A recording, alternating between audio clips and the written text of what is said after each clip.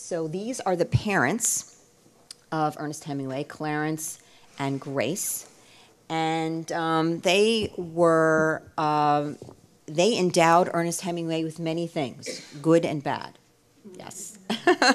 And so let's talk a little bit about, you know, how he came into the world. He was the second of, he had a large, there were many siblings.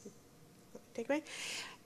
Ernest was the second of 6 children. He had an older sister, and then he had 3 younger sisters, and finally a baby brother. So, second of 6. You want me to talk a little bit about the parents? Yeah, let's talk about, so the father was a physician, right? Yes, his father was a doctor, a family physician in Oak Park, and Clarence was a firm teetotaler. He was religious in the rather fundamentalist sense, did not want his daughters, for instance, to go out dancing, very strict about that sort of thing. And he himself struggled with mental illness. He specifically with depression. We have records of him going away for months for a rest cure. He also struggled with severe anxiety at times, especially about the family finances.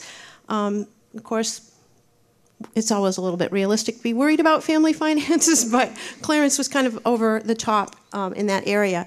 As a father, on the one hand, and now we're talking bipolar, I guess. On the one hand, he was a wonderful father, very, very engaged with his children. He ran a club called the Agassiz Club to teach children to study natural history. And he took all of the children, as very young children and their elementary school classmates, into the field to study flora and fauna. The children had a society where they gave little scientific papers. He took Ernest hunting and fishing from a very young age, camping, both the boys and girls.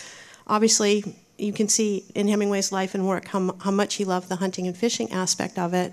But he also had a very mercurial temper, and the children were never entirely sure when he was going to be angry or why he was as angry as he was.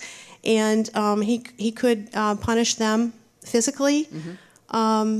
Marceline one time was made to wear a sign to school when she cut her hair. So they're a little bit afraid of him as well. Actually, what was really formative, I mean, besides the unfortunate genetic, biologic endowment of, he probably had bipolar disorder, it's presumed, because there was a lot of bipolar disorder in the family, and Hemingway is believed clearly to have had bipolar disorder. So besides that unfortunate genetic endowment, psychologically, Hemingway really struggled with, I mean, it was not unusual to spank your children in that day and age, but it was more than that.